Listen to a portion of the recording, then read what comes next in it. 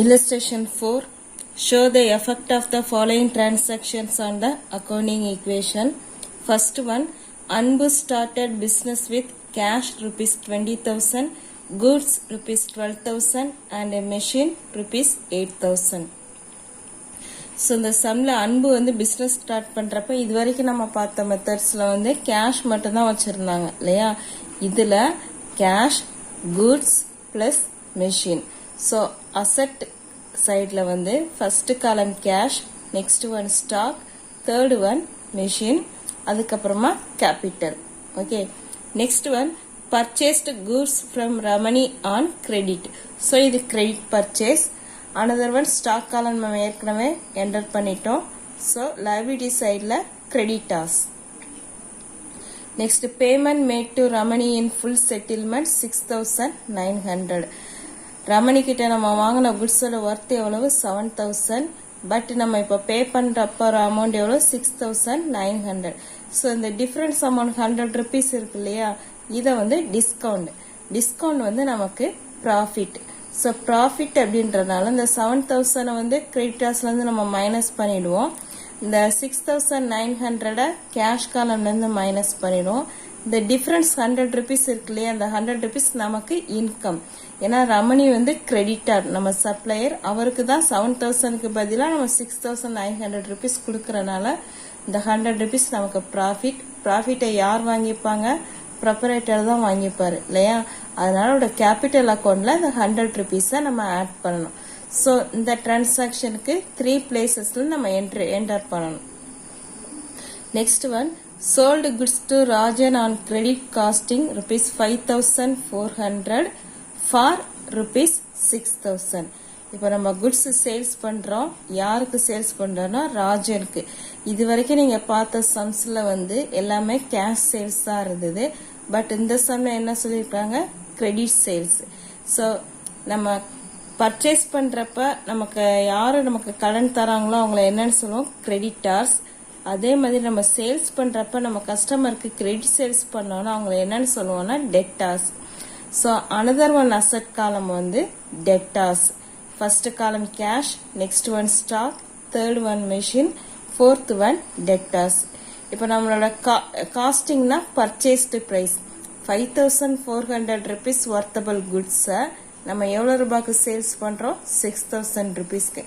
யாருமே பிஸ்னஸ் பண்றவங்க யாருமே வாங்கின ரேட்டுக்கு குட்ஸை சேல்ஸ் பண்ண மாட்டாங்க. அதோட கொஞ்சம் அதிகமாக ப்ராஃபிட் வச்சு தான் நம்ம சேல்ஸ் பண்ணுவோம் இல்லையா. அப்போ 5,400 rupees வர்த்தபிள் ஸ்டாக்கை நம்ம வந்து 6,000 rupeesக்கு சேல்ஸ் பண்றோம். அப்போ இதுக்கு டிஃபரன்ஸ் எவ்வளவு வருது? 600 rupees. இந்த 600 rupees வந்து நமக்கு ப்ராஃபிட். ஸோ ப்ராஃபிட் வந்து ப்ரொப்ரைட்டர் எடுத்துப்பாரு. அதனால இந்த 600 rupees ப்ராஃபிட்டை வந்து கேபிட்டல் காலம்ல ஆட் பண்ணணும். ஸோ இந்த டிரான்சாக்ஷனுக்கும் 3 பிளேசஸ்ல நம்ம என்டர் பண்ணுவோம். Next one, received from Rajan. Rajan கிட்ட நம்ம இதுக்கு முன்னாடி என்ன பண்ணியிருக்கிறோம்? சேல்ஸ் பண்றோம். 6,000 rupeesக்கு நம்ம சேல்ஸ் பண்ணியிருக்கிறோம் இல்லையா. அந்த 6,000க்கு நம்ம எவ்வளவு வாங்குறோம் அவங்க கிட்ட இருந்து? 5,800 rupees.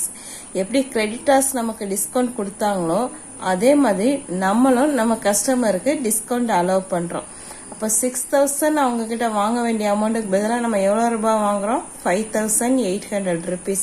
அப்ப நம்ம கஸ்டமருக்கு எவ்வளவு ரூபாய் டிஸ்கவுண்ட் கொடுக்கறோம்? 200 rupees டிஸ்கவுண்ட் கொடுக்கறோம்.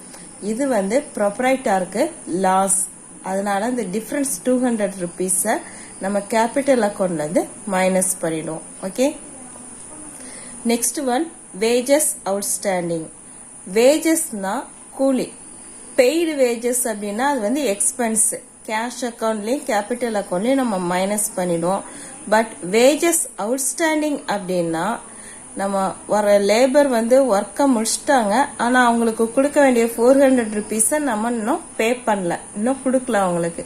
இனிமேல் தான் நம்ம கொடுக்க போறோம் அப்படின்றத என்னன்னு சொல்றோம்? அவுட்ஸ்டாண்டிங். அவுட்ஸ்டாண்டிங்னா கொடுபட வேண்டியது, இன்னும் கொடுக்கல, நம்ம வேலை முடிச்சிட்டாங்க நம்ம கொடுக்காம இருக்கிறோம். ஸோ அடுத்தவங்களுக்கு கொடுக்க வேண்டிய அமௌண்ட் வந்து நம்ம என்னன்னு சொல்லுவோம்? லைபிலிட்டிஸ். அப்ப ஈக்விட்டிஸ்ல 2 டைப் ஆஃப் ஈக்விட்டிஸ் பார்த்தோம் இல்லையா. Owners equity and outsiders equity. Owners ஈக்விட்டியில ஓனருக்கு கொடுக்க வேண்டிய அமௌண்ட் இருக்கும். அவுட் சைடர்ஸ் ஈக்விட்டியில் லைபிலிட்டிஸ் இருக்கும். ஸோ அந்த லைபிலிட்டிஸ் காலமில் கிரெடிட்டார்ஸ்னு நம்ம ஒன்று ப்ரிப்பேர் பண்ணியிருந்தோம் இல்லையா, அதுக்கு பக்கத்திலேயே நம்ம வந்து அவுட்ஸ்டாண்டிங் எக்ஸ்பென்சஸ் அப்படின்னு இன்னொரு காலம் நம்ம எக்ஸ்ட்ரா அலாட் பண்ணிக்கணும். Okay. So solution in the books of Anbu, accounting equation, assets equal to equities, assets column, cash, stock, machine, another one debtors equal to equity side capital plus liabilities la creditors and outstanding wages. Paid wages nu கொடுத்தாங்கன்னா அது expense, but outstanding wages nu கொடுத்தாங்கன்னா அது liability. இது கிளியரா புரிஞ்சுக்கோங்க. Okay. First transaction started business with cash, goods and machine.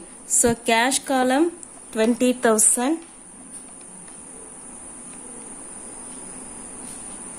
plus goods column stock 12,000 and machine 8,000. So 20 plus 12 plus 8, 40,000. So capital column 40,000. இந்த மூணையும் add பண்ணி நம்ம போட்டுடுறோம். மீதி காலம் put dash. Next equation total 20,000 plus 12,000 plus 8,000 equal to capital column 40,000. Next one, purchased goods from Ramani on credit rupees 7,000. So goods comes in. So stock column plus 7,000. Then creditors column 7,000 plus 7,000. So equation 40,000 plus 7,000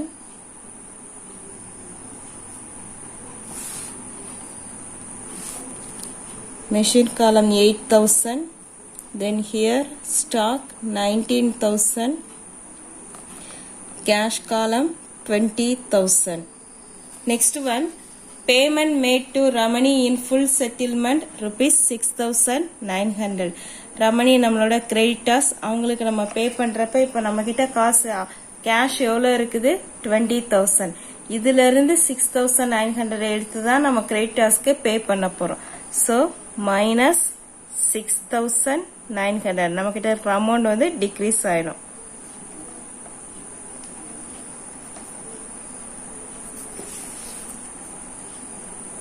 then creditors காலம், இங்க வந்து நம்ம அவங்களுக்கு எவ்வளவு amount pay பண்றோம் 6,900, but அவங்களுக்கு பே பண்ண வேண்டிய அமௌண்ட் என்ன 7,000. ஆனா டிஸ்கவுண்ட் வந்து அவங்க தான் நமக்கு கொடுக்கறாங்க இல்லையா. சோ இங்க வந்து நீங்க 6,700 போடக்கூடாது, அவங்களுக்கு மொத்த அமௌண்டையும் நம்ம ஃபுல் செட்டில்மெண்ட்ன்றப்ப எல்லாமே கொடுத்த மாதிரி தான் கணக்கு வரும். அதனால இங்க 7,000 நம்ம போட்டுட்டோம். நெக்ஸ்ட் இம்பார்ட்டன்ட் பாயிண்ட் லிசன், நம்ம கொடுக்க வேண்டிய அமௌண்ட் 7,000, பட் நம்ம பே பண்ணது எவ்வளவு 6,900. மீதி இதுல வர டிஃபரன்ஸ் 100 rupees வந்து நமக்கு டிஸ்கவுண்ட் இல்லையா. அதனால கேபிட்டல் காலம்ல இந்த 100 rupees வந்து நம்ம ஆட் பண்ணிக்கிறோம். நமக்கு வந்து இன்கம். சோ அங்க வந்து டேஷ் போடக்கூடாது, எவ்வளவு ருபீஸ் போடணும் 100. ஓகே. இந்த 100 rupees வந்து நமக்கு ப்ராஃபிட். சோ கேபிட்டலோட ஆட் பண்ணிக்கிறோம். So capital total 40,100 plus dash plus dash. இங்க வந்து நீங்க வந்து எல்லாமே டேஷ் போட்டா இருந்தா போட்டுக்கலாம், இல்லைன்னா 0 போட்டா இருந்தா கூட போட்டுக்கலாம். அது வந்து உங்களோட சாய்ஸ். 8,000 பிளஸ் 19,000 13,100.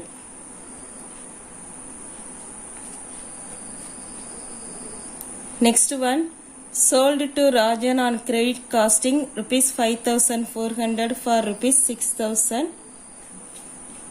So நம்ம கிட்ட இருக்கிற மொத்த ஸ்டாக்கோட வேல்யூ எவ்வளவு 19,000.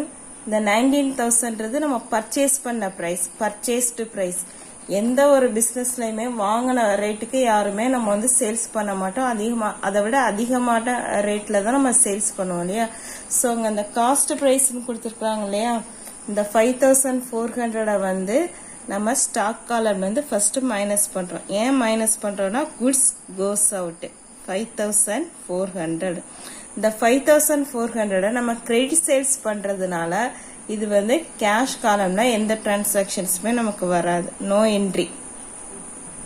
ஓகே, அப்ப இது எந்த காலம்ல வரும் அப்படின்னு பாத்தீங்கன்னா டெட்டாஸ் காலம். நம்ம கஸ்டமர் வந்து நம்ம கிட்ட கிரெடிட் சேல்ஸ் பண்றது அந்த கஸ்டமரை வந்து நம்ம டெட்டாஸ்னு சொல்றோம். ஸோ டெட்டாஸ் காலம்ல 6000 rupees அந்த கஸ்டமருக்கு வந்து 6000 rupees அவர் நமக்கு தரணும். ஸோ அது தர வேண்டிய அமௌண்ட்னால அது வந்து அசெட்ல நம்ம என்டர் பண்ணியிருக்கிறோம். இப்போ இந்த 5400 வர்த்தபிள் குட்ஸை நம்ம 6000 rupeesக்கு சேல்ஸ் பண்றதுனால நமக்கு எவ்வளவு ப்ராஃபிட் கிடைச்சது, 600 rupees. இந்த 600 rupees யாருக்கு போகும் அப்படின்னு பாத்தீங்கன்னா ப்ரொப்ரைட்டருக்கு. ஸோ ப்ரொப்ரைட்டருக்கு அந்த 600 ரூபாவை அவரோட அக்கௌண்ட்ல நம்ம கிரெடிட் பண்ணிடுவோம். ஸோ அது வந்து அவரோட டோட்டல் வந்து இன்க்ரீஸ் ஆயிடும். ஓகே, ஃபர்ஸ்ட் காஸ்ட் பிரைஸ், இது வந்து செல்லிங் பிரைஸ், இது வந்து profit. Cost price minus selling price. Cost பிரைஸை விட செல்லிங் பிரைஸ் அதிகமா இருந்துச்சுன்னா ப்ராஃபிட், இல்ல காஸ்ட் பிரைஸோட செல்லிங் பிரைஸ் கம்மியா இருந்ததுன்னா லாஸ் வரும். ப்ராஃபிட் வந்ததுன்னா பிளஸ் 600 போடணும், லாஸ் வந்துச்சுன்னா மைனஸ் பண்ணணும். So 40,700 plus dash here 6,000 debtors, machine 8,000, then 19,000ல 5,400 minus பண்ணி போடணும். 13,600, then the cash column 13,100. next one received from Rajan. ராஜனுக்கு நம்ம 6,000 rupeesக்கு சேல்ஸ் பண்ணிருக்கோம் இல்லையா. ஆனா அதுக்கு வந்து இப்ப அவர் பணம் கொடுக்கறாரு. எவ்வளவு ரூபாய் கொடுக்கறாருன்னா 5,800. அவர் தர வேண்டிய அமௌண்ட் என்ன, 6,000. பட் இப்ப நம்ம அவர்கிட்ட எவ்வளவு ரூபாய் வாங்குறோம், 5,800. அப்ப இதுல வர டிஃபரன்ஸ் 200 rupees வந்து நம்ம அவருக்கு டிஸ்கவுண்ட் அலோவ் பண்ணிருக்கிறோம். சோ இது நம்மளை பொறுத்த வரைக்கும் இது வந்து லாஸ். ஓகே, சோ மணி வந்து கம்ஸ் இன். So plus 5,800. இப்போ ஒரு அமௌண்ட் பே பண்ணிட்டார் இல்லையா, இதுல வந்து 6,000 மைனஸ் பண்ணிடுவோம். ஏன்னா அவர்கிட்ட இருந்து நம்ம அமௌண்ட் ஃபுல்லா வாங்கிட்டோம். பட் எவ்வளவு ரூபாய் கம்மியா வாங்கியிருக்கிறோம், 200 rupees. அந்த 200 rupees யாருக்கு லாஸ்னா ப்ரொப்ரைட்டருக்கு லாஸ். ஸோ கேபிட்டல் காலம்ல minus 200 plus dash. So 40,500 0 plus 8,000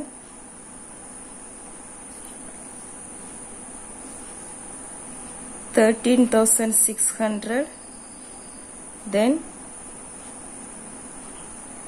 18,900 cash column. Then last one wages outstanding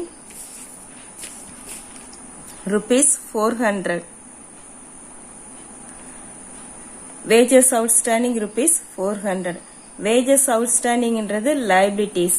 so liabilities sideல wages outstanding column மேல நம்ம wages outstanding column last column wages outstanding allot பண்ணியிருக்கிறோம்.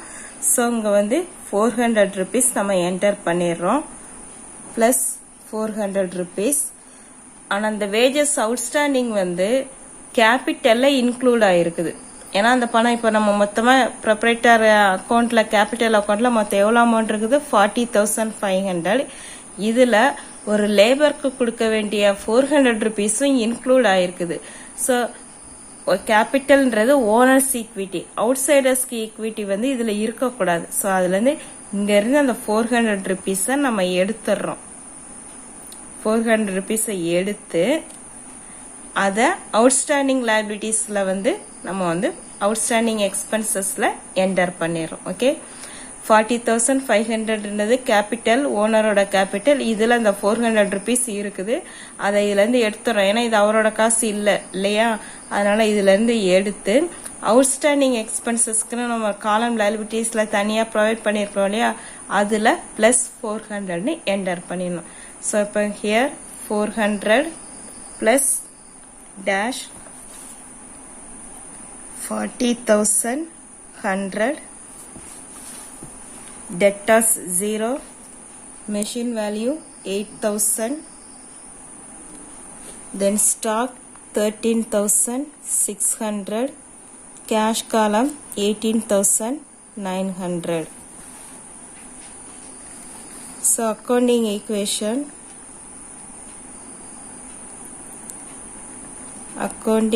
equation,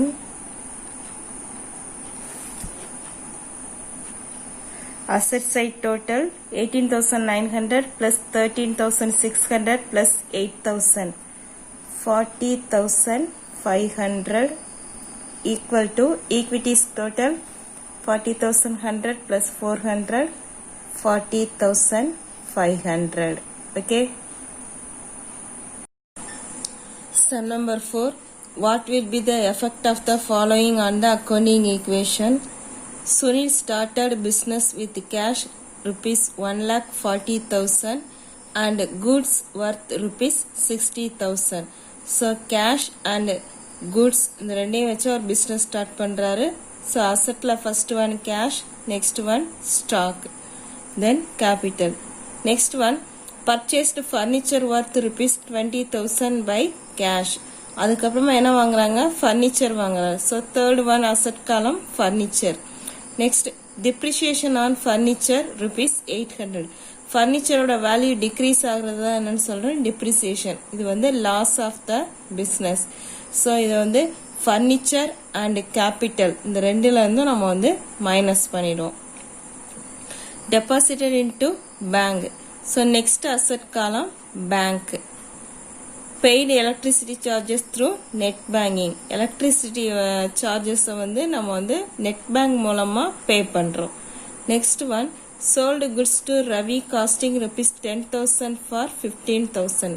10,000 worthable goods வந்து நம்ம 15,000க்கு sales பண்றோம். So the difference 5,000 வந்து profit. இது என்ன type of sales அப்படின்னு பாத்தீங்கன்னா goods sold to Raviன்னு தான் கொடுத்திருக்காங்க. For cash அப்படிங்கிற வேர்ட் மென்ஷன் பண்ணல. So இது வந்து credit sales. Next one goods returned by Ravi rupees 7,500 costing 5,000. நம்ம 10,000 worthable goods 15,000க்கு ரவிக்கு சேல்ஸ் பண்ணியிருந்தோம் இல்லையா, இப்ப ரவி அந்த 10,000 worthable goodsல 5,000 worthable goods வந்து திரும்ப ரிட்டர்ன் பண்ணிடுறாரு. அதாவது 15,000க்கு வாங்கினதுல பாதி 7,500 goods நம்ம கிட்ட திரும்ப ரிட்டர்ன் பண்றாரு. Solution. In the books of Sunil, accounting equation assets equal to equities, asset column cash, stock, furniture, bank, and equities column capital. First one Sunil started business with 1,40,000 cash and goods rupees 60,000.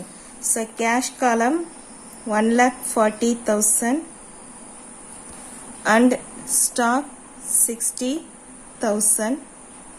So total 1,40,000 plus 60,000 2 lakhs. So equation 2 lakhs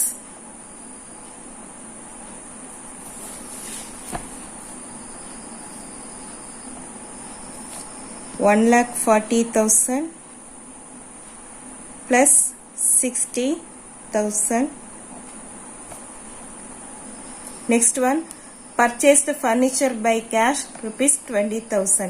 இப்போ நம்ம கிட்ட cash எவ்வளவு இருக்குது 1,40,000. So இதுல இருந்து 20,000 எடுத்து நம்ம வந்து furniture வாங்க போறோம். So minus 20,000 furniture column plus 20,000. So 1,20,000 plus 60,000 plus 20,000. Then capital column 2 lakhs.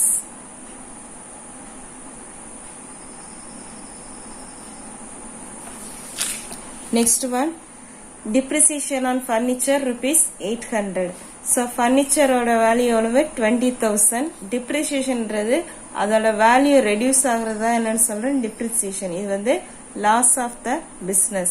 So minus 800 அதோட value decrease ஆகுது இல்லையா, so minus 800.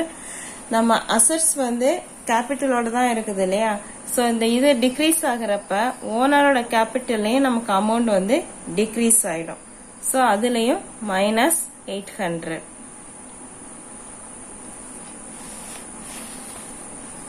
capital column also minus 800. So 1,99,200. 19,200, 60,000, then 1,20,000.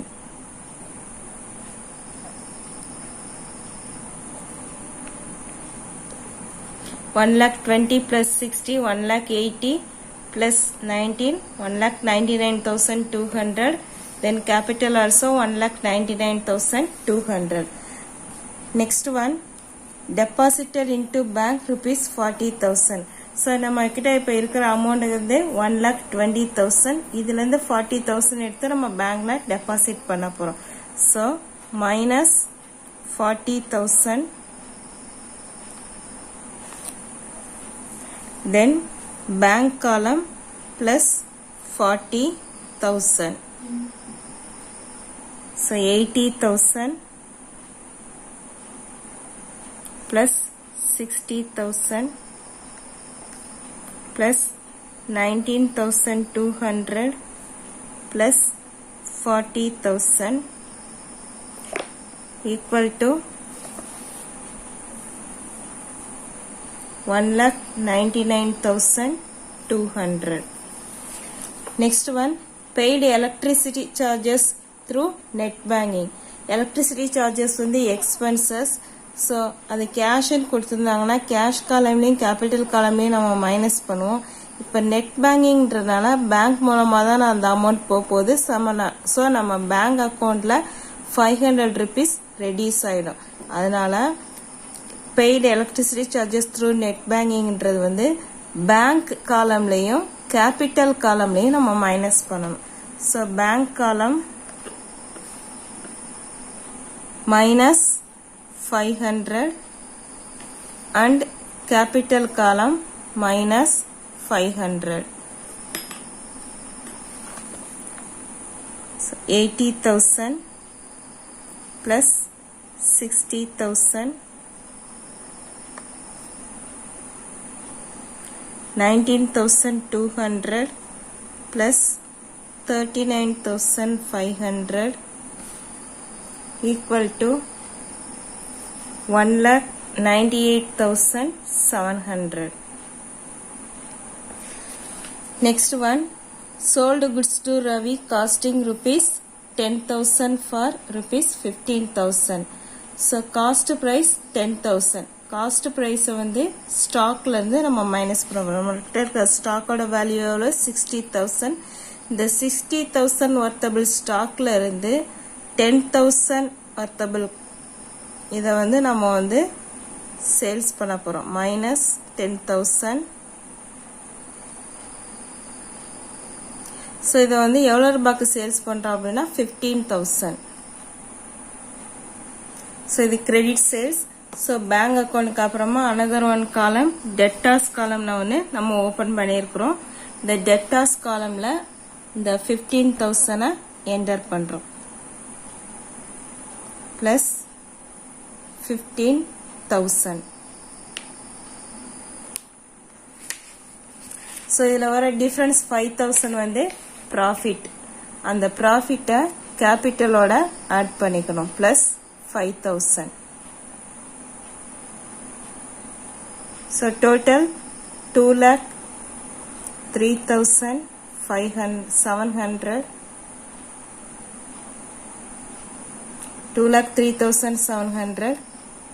15,000 plus 39,500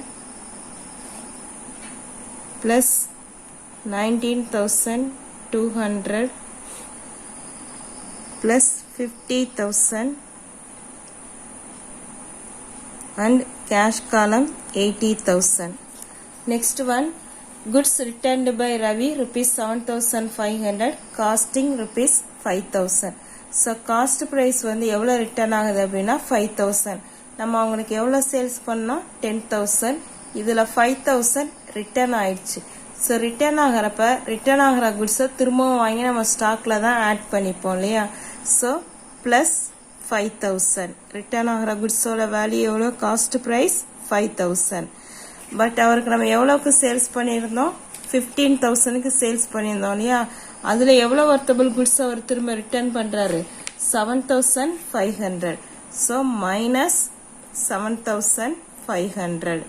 அப்ப அந்த ரிட்டர்ன் பண்ற குட்ஸுக்கு அவர் காசு வந்து திரும்ப பே பண்ண மாட்டாரு இல்லையா. அதனால அவரோட அக்கௌண்ட்ல இருந்து அவர் ரிட்டர்ன் பண்ற அந்த 7,500 நம்ம மைனஸ் பண்ணிடுறோம்.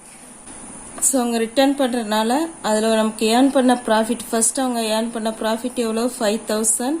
அதுல வந்து இப்போ நம்ம ரிட்டர்ன் பண்றதுனால லாஸ் 5,000 அண்ட் 7,500 வர 2,500 ருபீஸ் வந்து லாஸ், அதுல இருந்து மைனஸ் பண்ணிடுறோம். ஃபர்ஸ்ட் அவங்களுக்கு சேல்ஸ் பண்ணப்ப நமக்கு 5,000 ப்ராஃபிட் கிடைச்சது. இப்போ அதுல பாதி குட்ஸ் அவர் ரிட்டர்ன் பண்றதுனால ப்ராஃபிட்லயும் பாதி அமௌண்ட்டை நம்ம மைனஸ் பண்ணிடுறோம். So 2,500 minus 2,500. So accounting equation 80,000, 55,000, 19,200, 39,500 plus 7,500.